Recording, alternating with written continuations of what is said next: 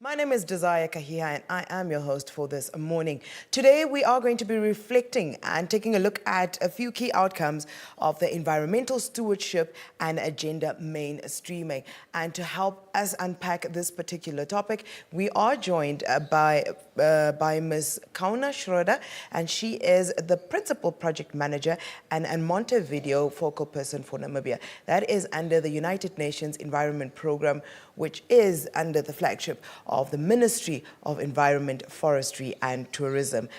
Good morning, Ms. Kauna. How are you today?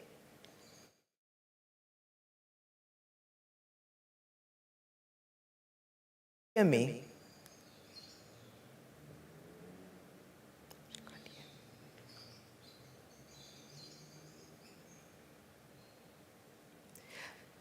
It seems like we're having a bit of a technical problem there. Ms. Kauna? While our technical team works on that particular one, this is basically coming from a meeting that was held on the 26th and 27th of January 2026. And this basically was looking at, as we stated earlier on the stewardship of environmental stewardship, and agenda mainstreaming. And thus, we felt it necessary to have Ms. Kauna Schroeder in the studio or virtually to just help us unpack this topic and help us understand what it is that we're looking at, what it is that they debated on, and what are some of the outcomes and maybe possible recommendations with regards to this particular area. Ms. Kauna Schroeder, I trust we have you back online.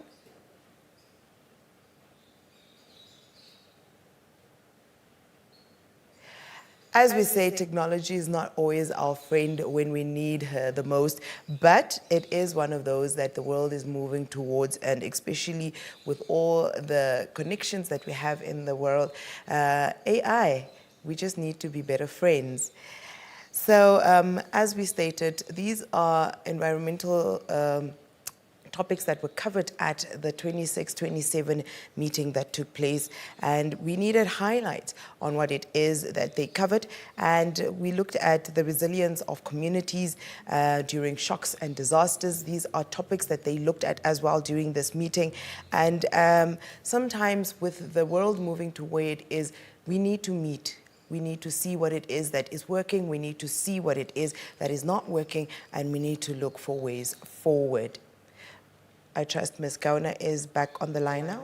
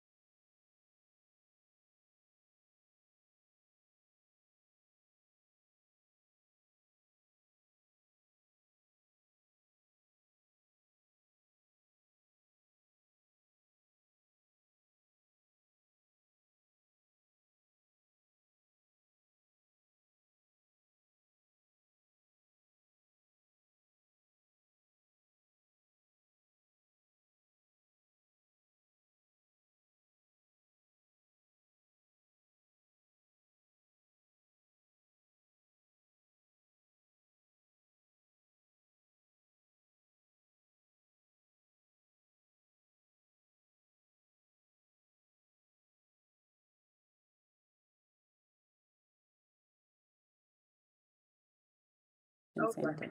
Okay, update is there. Awesome. Okay, get ready to go. We are live already.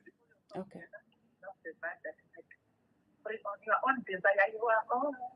Welcome back, Namibia. Thank you very much for your patience. We did manage to get technology to help us this time round. Ms. Kauna Schroeder is back on the line with us. Good morning, Ms. Kauna. How are you today? Good morning, dear. I am blessed. Thank you very much. Thank you for having me. And thank you for the viewers and the listeners. Well, as we said, Ms. Kauna Schroeder, she is the principal project manager and the Montevideo focal person for Namibia. That is for the UNEP, which is the United Nations Environment Program, which is under the flagship of the Ministry of Environment, Forestry and Tourism. Today, as we said, we're taking a look at some of the key outcomes of the environmental stewardship and gender mainstream, taking a reflection also on the meeting that took place on the 26th and 27th. But before we get there, Ms. Kauna, let us just help our layman's person on the street, along with myself actually, have a better understanding of what is UNEP. How did that program come about? It is actually the United Nations Environment Program.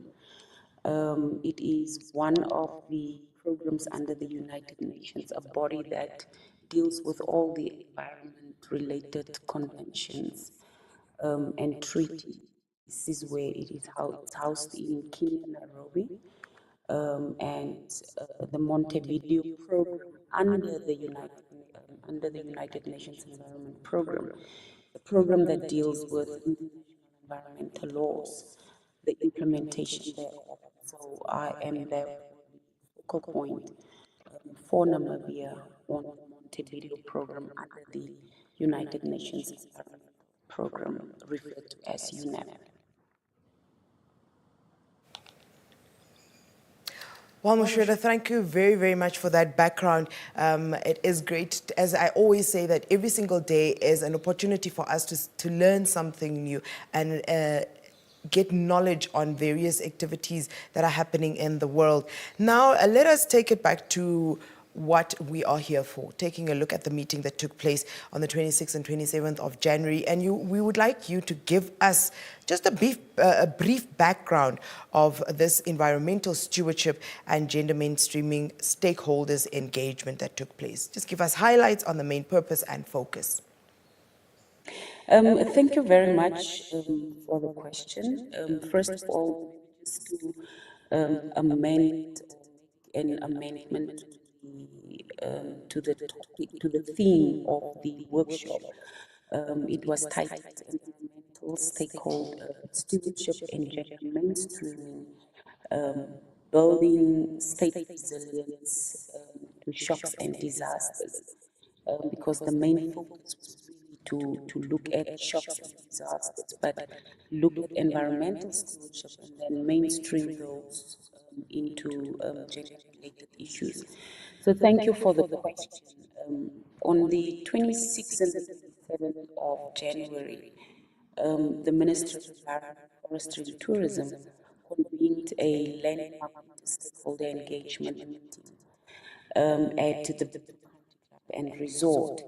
And the theme therefore was environmental stewardship and gender mainstreaming, building state resilience to shocks and disasters.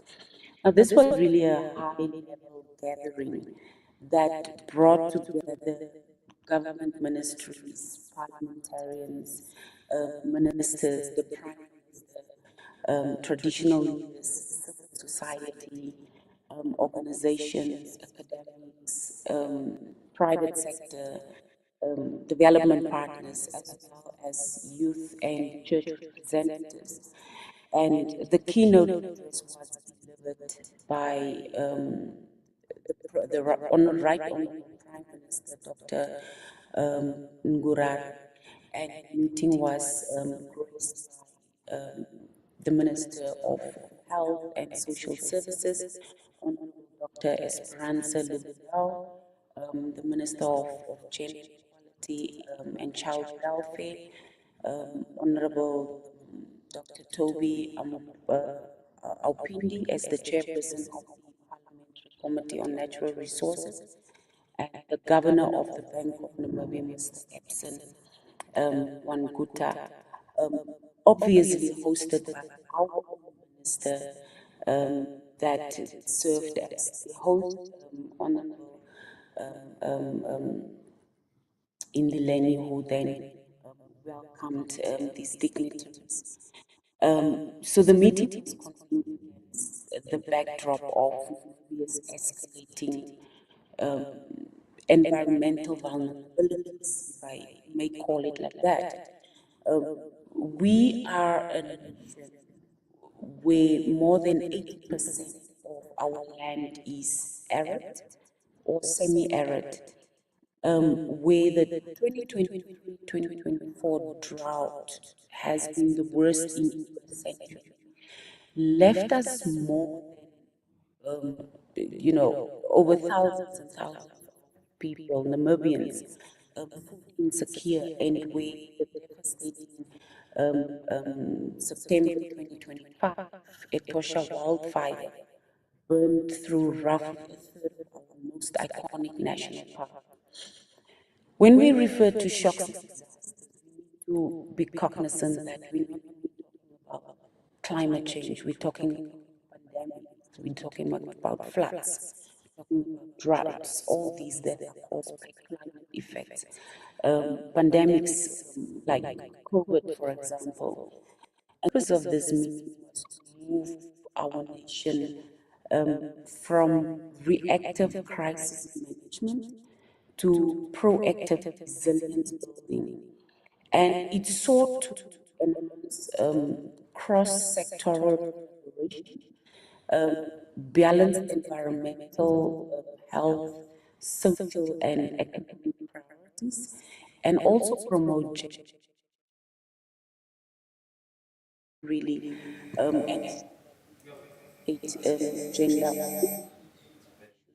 into these type of efforts, and definitely focusing on sustainable development planning. So in short, it was a call for Namibia to coordinate, prepare, and invest before disasters, but not only after. And this can only be done when we move into a coordinated approach, because most of these institutions that were invited, particularly the lead institutions, are doing something with regards to their programs in response to these challenges that we are facing. Thank you very much, Ms. Schroeder. And in your last sentence now, you did mention that there is something being done. There are institutions and areas in our country that are trying to do something with regards to enhancing this community resilience to disaster and shocks and so on.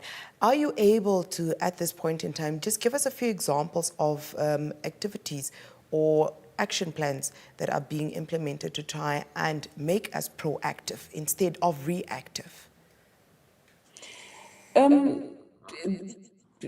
The climate change policy that we basically have in Namibia is one of the programs.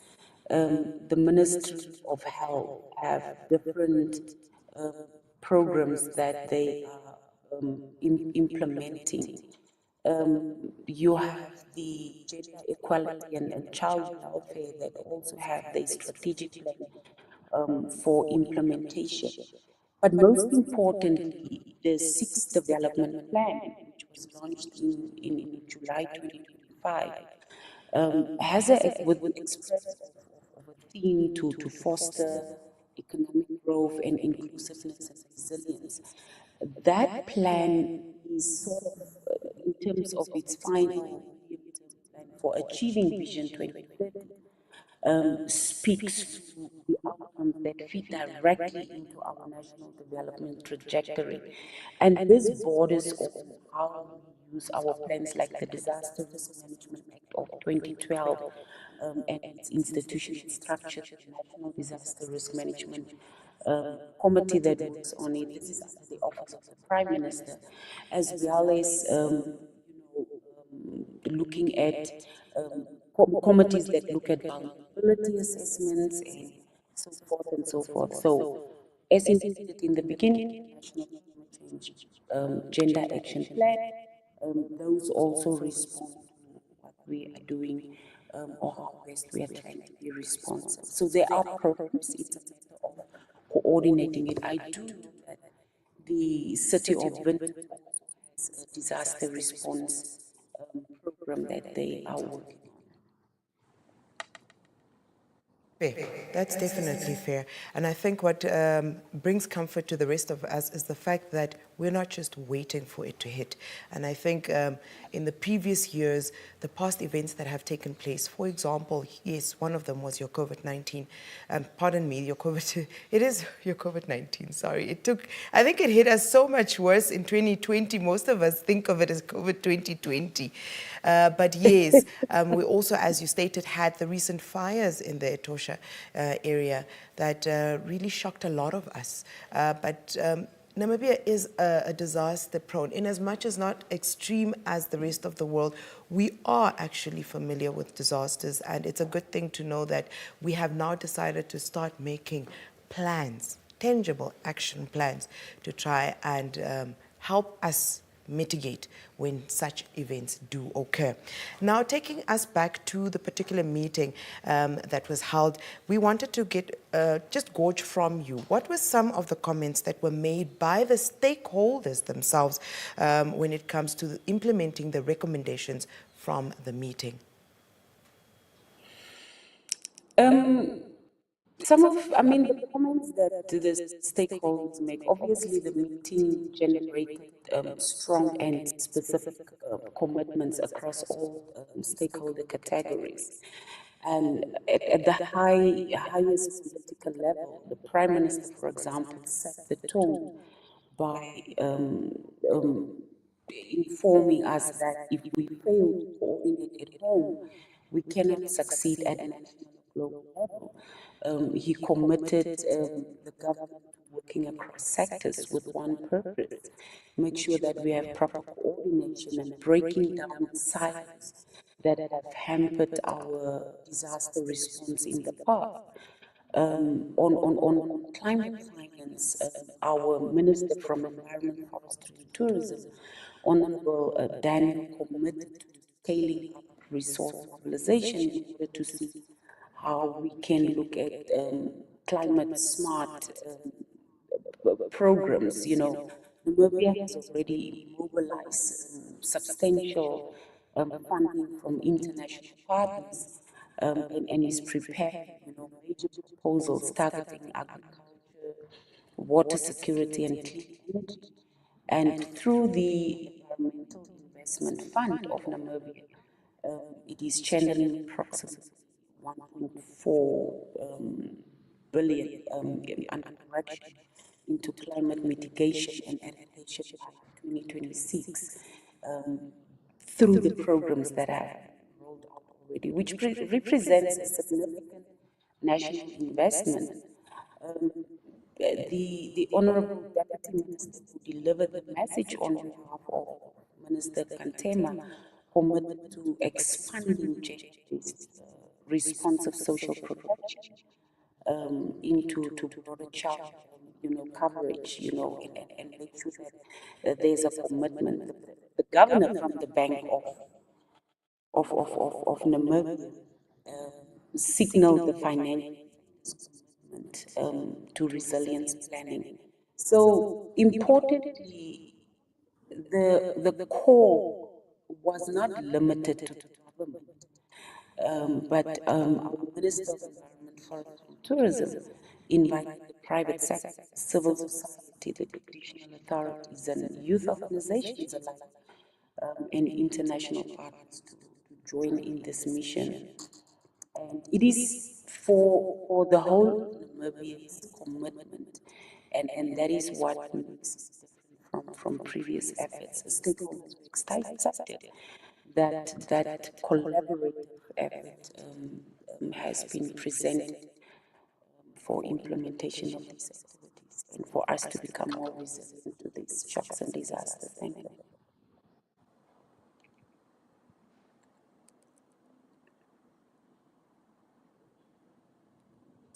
It has been shown in the past that it doesn't just affect one sector or one area of life, but it affects us all, as it has major ripple effects. Speaking of the international funding and sponsorships that, you know, have been brought forth, one would also just like to find out from you, Ms. Schroeder, have we had any form of international benchmarking that we have done to try and guide us through our preparations, our readiness, and also just the various activities that we set up? Certainly, of course, Namibia is one of the countries that really, set, international benchmarking in a number of implementation programs. One that I can refer to is that as a country we have recently held disaster risk management conference that's held here in Namibia. And then you have the Sendai frameworks, all these that are responsive to it. But most importantly, the African peer review mechanism that has 6 pillars on good governance, of which the state's response to shocks and disasters is one of those. And Namibia has really done extremely work in terms of looking at how best we can assess our country response to some of these. And if we look at how we responded to COVID-19 for a country that has never been hit by a pandemic of that nature, then those are really benchmarking of good practices.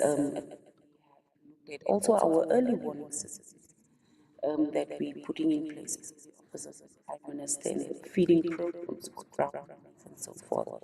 So yes, we have done that on international level.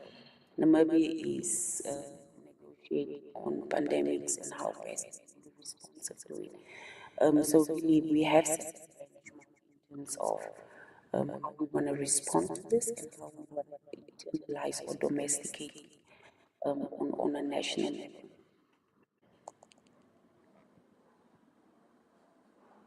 Actually, as a country, that we do put things in place to try and assist when things like this happen. But I think with regards to the meeting in itself that was held, once in a while, we need to come back to the table, look at what it is that we have, what it is that we need to add. So thank you very much for your program being so steadfast on ensuring that we do hold ourselves accountable on the various activities and plans that we do put in place, and also just spearhead, manage us to say, we've done this, we've done that, this has happened, and this is how we can go forth. So, Ms. Schroeder, as we come to the end of our session for this morning, I would like to just get a few last words from your end.